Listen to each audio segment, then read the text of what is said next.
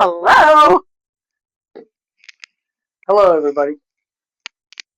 I came in with a different uh, contraction. What is it? Is it contraction? Whatever it is. It's an arm sling. Had some surgery. Yeah, I had to have some surgery to my arm, my shoulder. I tore it up pretty bad from a fall. So, Look at my coffee. It says, when life gives you lemon, make lemonade. So that is the moral of the story this morning. And welcome to another chat, another coffee moment with Mike and Jake London. We're happy that you're here. Thanks for hanging out with us. Grab your favorite beverage and join us. Yeah, when life makes lemons, make lemonade. And I thought that's pretty appropriate. Yeah. What does yours say? Find joy in a journey. Find joy in a journey. Find joy in a journey. Good morning, honey. Anyways, so I have to thank you so much for being there. There's a bug flying around, driving them nuts. I'll get it. Go get it. Go get the bug. He actually can get them too. He'll like snap them out of the thin air and grab them. I'm like, if you need a bug man, he's your guy.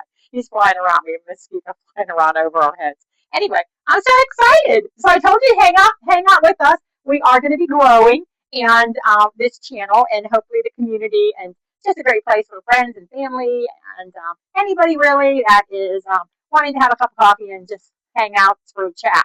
Do you like our new screen? Super excited about it. So it says coffee shop, and we thought it would be cute to have in our background. Disney is behind it. I'm always a Disney girl at heart, so Disney's behind it. But we have coffee shop now for a couple of the episodes going on here. I think it looks cute on the screen. I'm excited about it. Yeah, and came a long way from the handmade one. We have our little news thing here.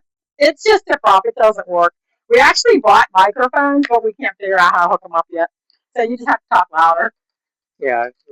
So far, the biggest feedback is for me to talk louder, and my kids would disagree and say that I talk loud enough. But when you're yelling at them, but I would try to do speak up.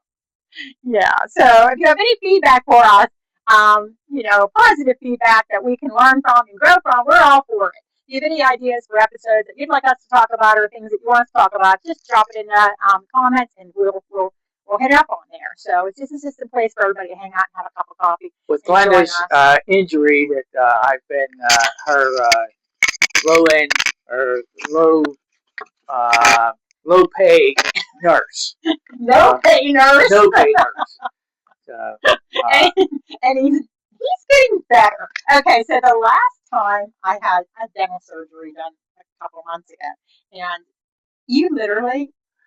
Okay, what she says is I dropped her off in bed and went and cut grass. That's exactly what he did. I had lawns to cut. But the true story is that she took medication and said she was going to get knocked out because of the pain medication. Right. So I was good to go. But the story that she tells you is like I left her. He totally ditched me. I came back from the dental surgery. He threw me in the bed. We picked up my medication from the pain on the way home. I took it. I crashed out. And when I woke up, he was nowhere to be found. He literally dropped me off in the bed and headed out to do some lawns. It was a nice day. So I told him this time when I had my shoulder surgery done that he was not allowed to leave me. And even the nurse told you. Yes, but thankfully it was it's winter and the snow has subsided somewhat. I did have to leave one day to go do snow. Yeah, but he's been mostly here with me by my side, helping me. I don't honestly know. All kidding aside, I don't know what I would do without you.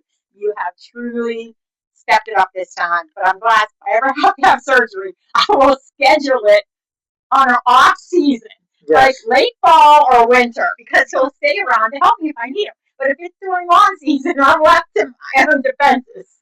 I mean, I'll make sure she's all right. You know, I made sure she had lots of Jello and fruits and stuff like that, and drinks. I wasn't totally ignoring her. So, but tell that thing about that we always talk about. So women, we are just like programmed no matter what goes on in our lives as women. We just keep having to do everything. Like it's just how it is. Being a mom, being a grandmother, a lot of people are at our age, and a partner, whatever. We're always the one. No matter what is wrong with us, we have to still get up, show up, and do things. Now, men, and he'll tell you this, men could have literally a sneeze or a cough or a cold for like 24 hours. And it is like they're dead. They're like totally dead.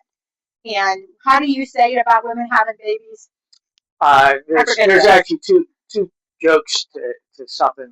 What she was saying is one is you never hear a man saying after a year, I wish I had my cold back. But you'll hear a woman sometimes saying, I'd like to have another kid. And they forget all that pain and all that they went through. We do forget and it. you never hear a man say, I would like to have my cold back.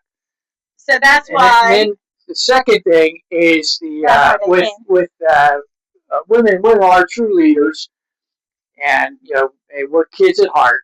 They're guys. So, but they said that if the birth of Christ, the three kings showed up and they brought gifts. They brought joy. They brought gold and all that. And now, if it was three women that showed up to help their friend, they would have brought diapers, formula, and stuff like that. Stuff that they could actually use. That is so true. That could not be more true. Oh my goodness, that's a good one. But I have to say, so I gave you, what did I tell you the last time? If you were in nursing school, I would have gave you a D the last time. You would have got a D. You wouldn't have passed. But see, it didn't. Again, it didn't affect me. Okay, she said I was going to get a D. All right. Okay, whatever you want to grade me, that's fine with me. I know here's a nursing student, he wouldn't have passed. Okay, so now, this time, I have to say, I would give you an A. You have been great. You've been by my side. A D or an A. Okay. He keeps trying to get me to fire him. He keeps telling me, you could fire me. You could fire me. And you're not that lucky. I sit down in the morning, get a coffee, and then she'll say, I got my arm. And can you give me my coffee? You know what? Can you give me? I sit down again. Can you give me something to eat? What would you like? It's like I got to break out the notepad and see what she wants for breakfast. He does make me breakfast in the morning with my coffee. Sometimes I just want a cup of coffee. Line up her medication. Yeah, he's been a huge help. Honestly, I could rent you out to single women that need somebody to go and take care of them during the day if they come up. So I don't know about this. But she would rent me out if you had to be a certain age. You had to be 85 and over. You can't be like pretty. You're not allowed to be young. You're not allowed to be. You have to be. No, not even 85. I take her. I have 85-year-olds that look like they're like 50. So not even that. You have to be like 100 or something like that. I don't know. But I don't know. So nowadays, like seriously, this is a pretty big procedure. And like back in the day, they would have kept you for a while. And nowadays, nope, at the door. Like, I don't know. What do people do that don't have anybody at home to help them? Like, I would have been really messed up. I don't understand who are the ones that are actually in the hospital. They build these big, gigantic, beautiful hospitals, but they never keep you. They never keep you. What is in all those? Send you home. What is in those rooms or floors above you? Because they never keep you. That's true. Not anymore. Everything is outpatient. Even having a baby used to keep my mom when she had my sisters, and I think even me. She said she stayed a week because I remember my dad. He was in charge of the rest of us when my little sister was born.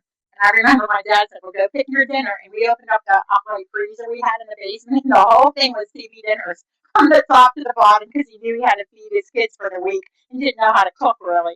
So we would pick a TV dinner and throw it in the microwave. That'd be what we'd have. Well, I remember when my ex said, our kids, if you had the kids before a certain time, like 2:00, then you were going home the next day. If you had them after 2 p.m., then you got the extra day. Then you got to stay. So you had to like make your labor last longer if you couldn't manage to figure that out, so that you got an extra day.